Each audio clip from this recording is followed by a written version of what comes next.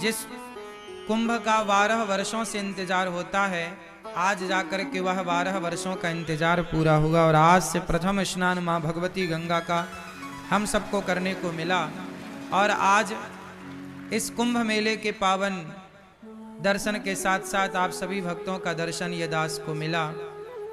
पूज्य गुरुदेव भगवान, इस धाम में ना जाने कितने संत, ऐसा कोई साधु संत अब शायद नहीं रहा जो इस समय जिनका मन कोई शरीर से है तो कोई मन से है। सब प्रयागराज में, सभी साधु संत प्रयागराज में, कोई तन से वास कर रहा है तो कोई मन से वास कर रहा है। श्रीमद् जगत गुरु श्री रामानुजाचार्य स्वामी श्री घनश्यामाचार्य जी महाराज जी की उपस्थिति में ये दास को कथा कहने का अवसर मिला। पूज्य भगवान गुरुदेव भगवान के चरणों में दास अनिरुद्ध का कोटि कोटि नमन, कोटि कोटि वंदन। आप श्री के चरणों की रज उठाकर ये दास अपने माथे पर लगाता हुआ अपने आप को आपकी चरण रज से कृतार्थ कर रहा है। भगवान की कृपा है कि हम सबको, देखो ये प्रयाग जो है, ये कुंभ जो है, कुंभ का जो शुरुआत हुई वो सारी कथा मैं आज आपको समझाऊं, बताऊंगा। लेकिन सबसे पहले आपको ये समझाऊं कि जितना भी आज तक हजारों बार ये जो कुंभ का मेला यहाँ लगा, ये सभी कुंभ की रौनक किन से होती है? साधु संतों से होती है। कहते हैं ना कि संतों की चरण रज ना मिले, संतों की करुणा कृपा ना मिले, संतों की वाणी से भगवान की कथा ना मिले तो धाम में जाना अधूरा रह जाता है। धाम थोड़ा अधूरा सा रहता है। धाम को पूरा करना है तो संत समागम हरि कथा दुर्लभ तुलसी दोए, सुत दारा और लक्ष्मी पापी के भी होए। संत समागम हरि कथा, संतों का दर्शन और भगवान की कथा, यही दो चीजें अनमोल हैं। वरना सुत मतलब बेटा, दारा मतलब पत्नी, लक्ष्मी मतलब धन। बेटा पत्नी पैसा तो पापी के घर भी होता है, पर संतों का आगमन और भगवान की कथा हमेशा पुण्यात्मा को ही प्राप्त होता है। तो आप सभी बड़े पुण्यात्मा हैं कि आप सब कुंभ के मेले में बैठ करके भागवत जी की कथा कहने सुनने का लाभ ले रहे हैं। और ये दास अनिरुद्ध को भी प्रथम बार कुंभ मेले में इस तरह से कथा की शुरुआत करने का, कथा कहने का दास को मौका मिला। और आज से गौरी गोपाल भगवान की कृपा से वृंदावन में तो अखंड गौरी गोपाल जी की रसोई चल ही रही है। लेकिन प्रयागराज ने, गंगा मैया ने प्रेरणा दी कि कुंभ में जो करोड़ों भक्त आएंगे, उन भक्तों के लिए भी गौरी गोपाल भगवान की ओर से हजारों भक्तों को भोजन प्रसादी की व्यवस्था हो। तो आज से यहाँ पर 45 दिन के लिए, जब तक ये कुंभ का मेला है तब तक के लिए अखंड रसोई, अखंड अन्न क्षेत्र वृंदावन में तो बट ही रहा है। गौरी गोपाल जी की रसोई और अन्न क्षेत्र, आज से यहाँ भी अन्न क्षेत्र प्रारंभ हो गया है। जो अखंड गौरी गोपाल भगवान का अन्न क्षेत्र, जो कि अखंड प्रयाग में कुंभ के इस पावन मेले पर सबको प्रसादी दे करके, सबकी अन्न की सेवा करके, करा करके ये पुण्य के भागीदार आप सब बनेंगे। तो मेरी आप सबसे विनती और प्रार्थना है कि आप लोग भी इस अन्नदान से पीछे ना रहिएगा। प्रयागराज में कुंभ के मेले में जो ये अखंड रसोई चल रही है गौरी गोपाल भगवान की, हजारों साधु संत से लेकर हजारों दर्शनार्थी भक्तजन जो गंगा में डुबकी लगा रहे हैं वो प्रसाद पाएं। तो हमारा और आपका तो अन्न जब कोई भक्त खाकर के डुबकी लगाए तो उसका पुण्य हमें भी प्राप्त होता है। इसलिए ये पुण्य की गंगा है। आपकी भी अन्न क्षेत्र यहाँ गौरी गोपाल भगवान की ओर से जो बट रहा है, आपकी भी सहभागिता हो, आपका भी योगदान इसमें हो तो अच्छा है कि आपका भी अन्न भक्त जन खाएं और जीवन को कृतार्थ करें। ये सेवा है। अन्य सेवा से बड़ी कौन सी सेवा होगी? और ये तो भगवान ने बड़ी करुणा कृपा की कि हम सबसे ये सब कुछ सेवा ठाकुर जी ले रहे हैं। वरना कई लोग ऐसे हैं कि सेवा देने को तैयार हैं लेकिन लेने वाला कोई नहीं है। ये तो बड़ी कृपा है कि भगवान ने आपको देने लायक भी बनाया है कि आप भी दें। तो कुंभ मेले में आपका भी ये गौरी गोपाल भगवान का जो अन्न क्षेत्र बट रहा है, इस अन्न यज्ञ में आपकी भी सहयोग की आहुति लगे और आप भी अपनी बेटी के नाम से, बेटे के नाम से, माता पिता के नाम से यहाँ भी अन्नदान, अन्न क्षेत्र बंटवाकर पुण्य के भागीदार बने। आप जहाँ हैं वहीं से कुंभ में नहीं आ पाए तो मानसिक प्रणाम करें और आपका भी अन्न यहाँ तक पहुँचे, ऐसा प्रयास करें। आए हैं तो आकर सेवा करें, अपने हाथ से सेवा करें। ये आज से यहाँ की सेवा स्टार्ट हुई। प्रिय भक्तों, ये कथा सेक्टर 17 में जो हम प्रयागराज में बैठे हैं, अभी सेक्टर 17 में वासुकी नाग रोड, तुलसी चौराहा, श्री रामानुज नगर, श्री लक्ष्मी नारायण मंदिर, अलोपी बाग, प्रयागराज कुंभ मेला, यहाँ पर यह दास अनिरुद्ध बैठकर आपको कथा सुना रहा है। कभी किसी का आने का मन हो तो आप रास्ता ना भटकें, इसके लिए सेक्टर 17 में वासुकी नाग रोड, तुलसी चौराहा, रामानुज नगर, लक्ष्मी नारायण मंदिर कैंप में ये कथा का आयोजन हो रहा है। प्रिय भक्तों, भागवत जी की जो कथा है वह प्रत्येक प्राणी के कल्याण की कथा है। भागवत जी किसकी कथा है? प्रत्येक प्राणी के कल्याण की। और आज हम कितने भाग्यशाली हैं कि कुंभ के मेले में बैठकर, जहां अब ये कुंभ क्यों लगता है, 12 वर्ष में एक बार क्यों आता है, इसका भी विज्ञान में आपको बताऊं। देखिए, विज्ञान साइंटिस्टों को, वैज्ञानिकों को आज पता चला कि बृहस्पति का चक्कर 12 वर्षों का होता है। हमारे ऋषि मुनियों को हजारों साल पहले पता लग गया कि जब बृहस्पति का एक चक्कर पूरा होता है, बृहस्पति की एक परिक्रमा जब पूरी होती है तो 12 वर्ष में पूरी होती है। और जब एक परिक्रमा बृहस्पति जी की पूरी होती है तब हमारे यहाँ एक कुंभ का आयोजन होता है 12 वर्ष में एक बार। दुनिया आज जानती है, ग्रह नक्षत्रों के बारे में आज बातें करती है। हमारे यहाँ पहले से कितना साइंटिफिक रहा है हमारा सनातन धर्म। हजारों साल से ये परंपरा चली आ रही है। जानते हैं कुंभ का मेला कब से चला आ रहा है? जब समुद्र मंथन हुआ, और समुद्र मंथन से जब सबसे पहले अमृत, सबसे अंत में अमृत निकला, तो उस अमृत की वो कुछ बूंदें आकर के 4 स्थानों पर गिरी। उन 4 स्थानों में एक स्थान है प्रयागराज। जब प्रयागराज जी में अमृत की बूंदें गिरी तो यहाँ पर अमृत की बूंदें इसी माह में, इसी समय पर वह बूंदें जब आकर गिरी, तब से लेकर आज तक उसी तिथि पर, उसी समय पर कुंभ का मेला लगाया जाता है। और कुंभ के मेले में हम सब दरस परस करते हैं गंगा मैया का, संगम का, क्योंकि कहा जाता है कि वो अमृत की जो बूंदें हैं, वह अमृत की बूंदें कहाँ हैं? आज भी वह अमृत की बूंदें हम सब के भीतर अमरता भर रही हैं। कौन सी अमरता? आज तक कौन व्यक्ति अमर हुआ? देखो, इस पूरे कथाक्रम को मैं आपको बहुत सहजता और सरलता से समझाऊं तो बहुत प्रेम से समझना पड़ेगा समुद्र मंथन को। अच्छा, एक बात बताओ, जब समुद्र मंथन हुआ तो सबसे पहले क्या निकला? अमृत निकला कि विष निकला? क्या निकला? पहले निकला विष, आखिरी में निकला अमृत। जब आखिरी में अमृत निकला तो क्या हुआ जानते हैं? आखिरी में अमृत जब निकला तो आखिरी में अमृत निकला ना, पहले क्या निकला? विष। इसका अर्थ है कि जो प्रयागराज में कुंभ लगता है, ये समाज को यह मैसेज देता है कि कुंभ का मेला अमृत की बूंदों के कारण मनाया जाता है, लेकिन इस अमृत की बूंदों तक पहुंचने के लिए पहले आपको उस विष से भी तो गुजरना पड़ेगा। कौन सा विष?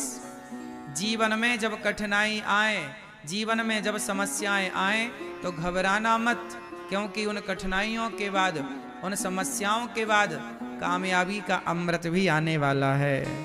जमीन पर चीराणि किंपति नशंति दिशंति वीक्षाम नैवांग्रिपाः परभ्रतः सरितोप्य सुस्यन्। ज्यादा ज्यादा हाय हाय नहीं, जितना मिल जाए संतुष्ट रहो। भागवत जी यही सिखा रहे हैं।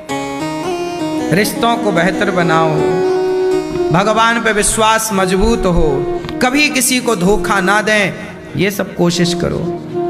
भगवान सदा उनके संगी साथी हैं जो सदा सच्चे और अच्छे राह पर चल रहे हैं। बात सही है?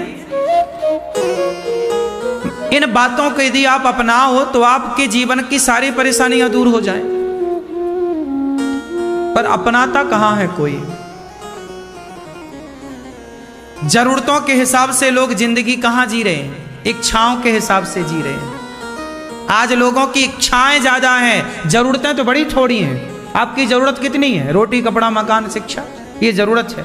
इच्छाएं कितनी हैं? अनंत। और इच्छाएं रावण पूरी ना कर सका, इच्छाएं दुर्योधन पूरी ना कर सका, इच्छाएं कंस पूरी ना कर सका, इच्छाएं आप क्या पूरी कर लोगे? तुम्हारे बाप दादे पूरी ना कर पाए। इसलिए इच्छाओं को खत्म करो और देखो ये कि मेरी जरूरत क्या है। देखो क्या कि मेरी, बोलो, जरूरत क्या है। जरूरत, सर्दी आ गई, स्वेटर की जरूरत है, टोपा की जरूरत है, जरूरतें पूरी कर लो। घर नहीं है तो घर बना लो, जरूरतें पूरी कर लो। रोटी नहीं है, खूब रोटी की व्यवस्था कर लो, जरूरतें पूरी कर लो। दवाई के पैसे नहीं है, जोड़ लो, जरूरत पूरी कर लो। बिल्कुल, परंतु इच्छाओं के पीछे ना भागना। इच्छाएं जिनकी ज्यादा है ना, वो स्त्रियां अपने आप को बेचने लग गई।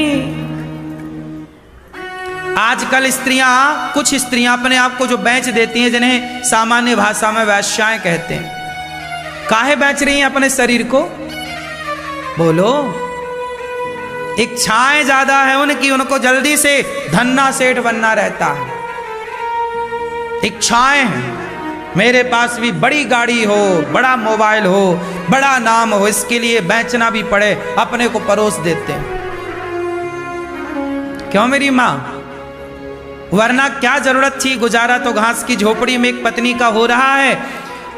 एक टाइम भोजन बनता है और दोनों टाइम खाते हैं। इसमें भी लोग गुजर कर रहे हैं, पर अपने चरित्र के साथ कोई समझौता नहीं कर रहे हैं। गरीबी है तो क्या हुआ, पर चरित्रवान है। हमारे देश में आज भी बहुत घर ऐसे हैं जिन घरों में दोनों टाइम भोजन नहीं बनता, दोनों टाइम चूल्हा नहीं जलता। आज भी हमारे देश में ऐसे बहुत घर मिल जाएंगे जहां दिन में केवल एक बार चूल्हा जलता है। ये बात सही है कि गलत है? एक बार चूल्हा जलता है और या तो दाल बनेगी या तो सब्जी बनेगी। दाल सब्जी दोनों नहीं बनती। ऐसी भी गरीबी मैंने देखी है। मैं तो खुद बचपन में भीख मांगता था गांव में जा जा करके। मैंने जितनी गरीबी में गुजारा किया है, जितना देखा है, आप लोगों ने शायद ना देखा हो, और भगवान करे किसी को ये सब देखना भी ना पड़े। हमने ये तक देखा है कि आज दाल बनी है तो सब्जी नहीं। हमने केवल बचपन में सब्जियों के नाम पे आलू की सब्जी खाई है, आलू का झोल, आलू और पानी, बस। गांव में हमारे खेत थे, टमाटर आ जाए तो टमाटर की सब्जी, केवल टमाटर टमाटर टमाटर होते थे हमारे गांव में, टमाटर टमाटर टमाटर। वरना हमारे यहाँ दाल होती थी मसूर की। हमारे यहाँ किसकी दाल होती थी? मसूर की दाल, जानते हैं? तो मसूर की दाल बनती थी हमारे यहाँ। लोग कहते हैं कि मसूर की दाल खाई नहीं जाती, पर क्या करें साहब, यदि वो भी ना खाते तो फिर भूखे मरते। चलो भैया तुम ना खाओ, तुम्हारे पास दूसरा ऑप्शन था। आप आश्चर्य मानेंगे, ये जो तुअर की दाल होती है ना, राहर की दाल जिसे बोलते हैं, ये दाल मैंने बहुत होश संभालने के बाद ये दाल खाई। अच्छा, ये भी दाल मतलब मैं एक चीज जानता था बचपन में कि दाल मतलब मसूर की दाल, कोई दूसरी दाल होती है ये मैंने बाद में जाना। हमारे यहाँ दूसरी दालें होती भी नहीं थी, केवल ये दाल होती थी। एक वो होती थी जिसके बड़ा बनते हैं, है ना, कौन सी दाल होती है? उड़द। उड़द की दाल सामान्य तौर पे बनती भी नहीं है भाई। उड़द की दाल चावल थोड़ी कोई खाता है। उड़द की दाल तो दूसरे पकवानों में प्रयोग होती है। तो दाल मतलब मसूर। हमारे गांव में चना और मसूर बोई जाती है, तो मसूर बोई जाती है तो मसूर मिल जाती है। तो मसूर की दाल को चक्की में करके, मेरी माँ चक्की चलाती थी, मसूर की दाल को मैं भी चलाता था साथ में बैठ के। चने की दाल, चना था, मसूर थी, तो कभी चने की दाल लौकी डाल के माँ बनाती थी, कभी मसूर की दाल। अधिकांश मसूर की दाल, मतलब मसूर की, यही खाया है। ये राहर की, ये तुअर की दाल इत्यादि जो दालें हैं, फिर ये हमने बाद में बहुत होश संभालने के बाद देखा हमने ये सब चीजें। सवेरे से शाम तक जब भी खाओ तो दाल चावल या दाल रोटी। इसलिए कम से कम इच्छाएं होना, जरूरतें तो देखो भगवान ने सबकी पूरी कर दी। अब भगवान ने सबको खूब दिया खाने पीने को। इच्छाओं के पीछे ना भागना साहब, वरना अंत नहीं है इसका। मैंने अपने जीवन में जितना प्राप्त है उसमें संतुष्ट रहता हूं। कभी इच्छाएं ज्यादा नहीं है, कभी इच्छाएं नहीं रखता। जब इच्छाएं थी तब मिला नहीं, सच्ची बात तो ये है। जब समोसा खाने की इच्छाएं थी तब समोसा 1.5 रुपया का मिलता था हमारे यहाँ, और 1.5 रुपया होते नहीं थे। जब जलेबी खाने की इच्छा थी तब जलेबी 20 रुपए 25 रुपए किलो मिलती थी, इतना होता नहीं था। इसलिए जब इच्छाएं थी खाने की तब था नहीं, जब इच्छाएं नहीं है तो अब सब कुछ है। यही है ईश्वर का बैलेंस। इसलिए तुम जिंदगी अपने हिसाब से नहीं जी रहे हो। यदि ईश्वर कुछ नहीं देते तो परेशान ना हुआ करो। आप यदि रो रहे हैं कि भगवान ने हमें ये नहीं दिया, ये नहीं दिया, सब्र रखना, विश्वास रखना। ईश्वर उससे ज्यादा देना चाहते हैं जितना तुम चाहते हो, जितना तुम्हारे मन में कामना है। ईश्वर ज्यादा प्लानिंग करके बैठे। आपको पता है, मैंने हमारे जो एक राष्ट्रपति हुए हैं भारत के, एपीजे अब्दुल कलाम हुए ना, डॉक्टर एपीजे कलाम साहब जो हमारे देश के राष्ट्रपति हुए हैं, इतने बड़े वैज्ञानिक और इतने बड़े अच्छे राष्ट्रपति।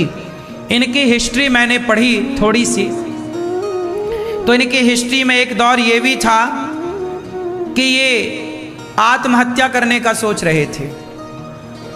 एक ऐसा भी दिन था इनके जीवन में, जब इनकी जवानी थी, इनका समय था, तो ये पायलट बनना चाहते थे, हवाई जहाज उड़ाने वाला।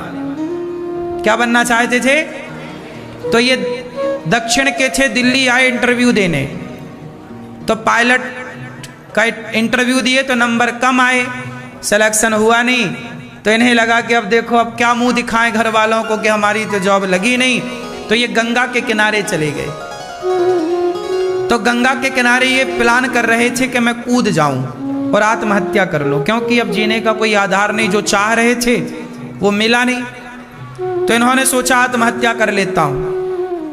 तभी वहां पर कोई संत आए। संत ने कहा, भाई बच्चा, शाम हो गई, बेटा आओ भोजन प्रसादी कर लो। तो संत के पास गए, संत ने भोजन प्रसादी कराया। पूछा तुम्हारा नाम क्या है? उन्होंने बताया अपना नाम जो बचपन का था, बताया। क्या हुआ? बोले मैं आया था इंटरव्यू देने, कुछ सफलताएं मिली नहीं, अब लगता है आत्महत्या कर लो, मेरा मन नहीं करता अब जीने का, मर जाने का जी करता है। संत जी ने कहा अभी रोटी खाओ। बोले मेरे पास तो किराया भी नहीं, मैं घर कैसे जाऊं? संत जी बोले मैं दूंगा। एक संत ने उनकी मदद की थी। संत ने उन्हें पैसा दिया घर जाने का, और रात्रि को अपने आश्रम में रखा, रोका और भोजन कराया। तो अब्दुल कलाम साहब ने संत से कहा कि आप तो संत हैं, बताइए कि मेरे साथ इतना गलत क्यों हुआ? मैंने इतनी मेहनत की पर मैं बन ना पाया जो मैं बनना चाहता हूं। तब संत ने एक ही लाइन कही मुस्कुराते हुए, बेटा तुम्हारे लिए भगवान ने जो तुमने सोच रखा है, ईश्वर ने तुम्हारे लिए उससे ज्यादा सोच रखा है। जो तुम चाहते हो विधाता उससे ज्यादा चाहते हैं। इसलिए एक बार एक जगह से असफल हुए हो तो चिंता ना करना, शायद ईश्वर तुम्हें इससे ज्यादा सफलता देना चाहता है।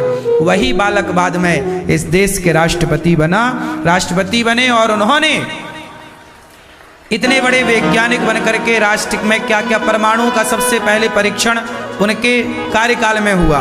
उनकी निरीक्षण और परीक्षण में हुआ। भारत का जो पहला परमाणु, अटल जी के टाइम पर जो परीक्षण हुआ परमाणु, वो डॉक्टर अब्दुल कलाम जी के सामने हुआ। उनकी देख रेख में, उनकी गाइडलाइन पर इतने सफल वैज्ञानिक बने वो, इतने सफल राष्ट्रपति बने वो, आज भी वो सबके चहेते माने जाते हैं। तो जीवन में कभी हताश नहीं होना चाहिए कि नहीं जी अब मर जाएंगे, अब तो रास्ता बंद। नहीं, ईश्वर ने तुम्हारे लिए बेहतर प्लानिंग कर रखी है। मैं बचपन में भीख मांगता था ना, लेकिन मैं कभी शिकायत नहीं करता था किसी से कि देखो इतनी गरीबी क्यों। मैं कपड़े फटे पहनता था तो मेरे कुछ लोग दोस्त वो कहते देखो तुम्हारे कपड़ा फटा है। कपड़ा फटा होता तो वो और फाड़ देते थे, वो हंसते थे, लेकिन कभी हमें बुरा नहीं लगता था। हम जानते ही नहीं थे कि अमीरी क्या है, गरीबी क्या है, बस गुजारा था। आप आश्चर्य मानेंगे, जब सर्दी आती थी ना तो हम लोग, मुझे याद है मेरे पिताजी और मैं, हम लोग ना धान होता ना, धान का प्यार होता है, प्यारा बोलते हैं, डंठल जो धान का नीचे का हिस्सा, ऊपर तो धान चावल निकल जाता है, नीचे जो बड़ा नहीं बचता धान का डंठल, जैसे प्यार बोलते हैं। ठंडियों में वो हम लोग कमरे में बिछाते थे, नीचे वो बिछता था, ऊपर से दरी और चटाई बिछा के सोते थे। बिछाने के गद्दे तक नहीं थे। सर्दियों में ऐसे गुजारा होता था। मैं 2009, अभी 2024 चल रहा है, 25 आ गया, 2025 चल रहा है। जब 2009, ये घटना 2009 की है। मैं 2009 में जब पढ़ने अयोध्या जी था ना, तो अयोध्या जी में मैं विद्यार्थी के रूप में था, पढ़ने संत निवास में रहता था।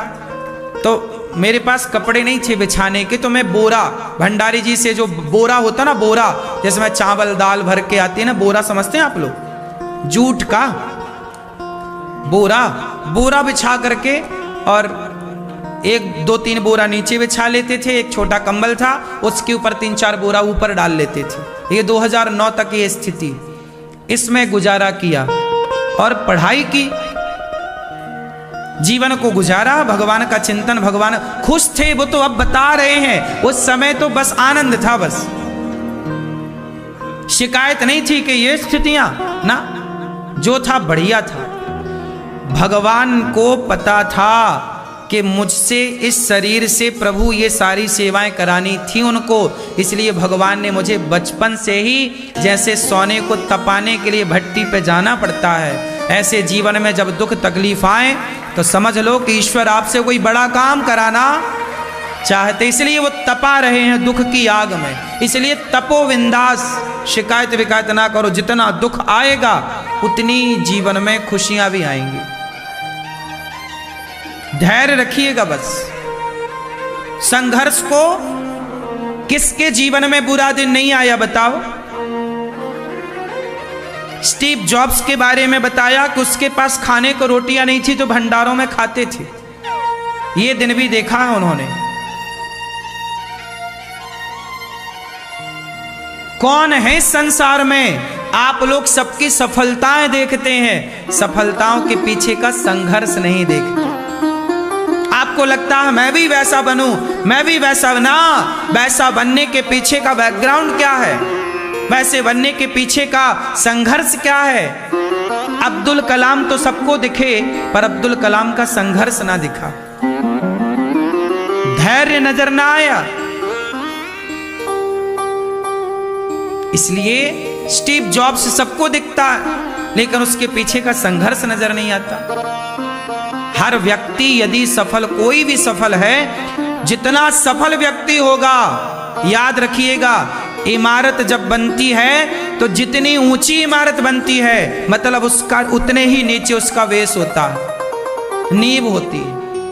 आपको इस बिल्डिंग को 10 मंजिल बनाना है ना, तो आपको जमीन के नीचे उतना जाना पड़ेगा। 100 मंजिल बनाना है ना, तो जमीन के उतने नीचे जाना पड़ेगा। और 1-2 मंजिल ही बनाना है तो आपको ज्यादा नीचे जाने की जरूरत। बात सही है कि गलत है?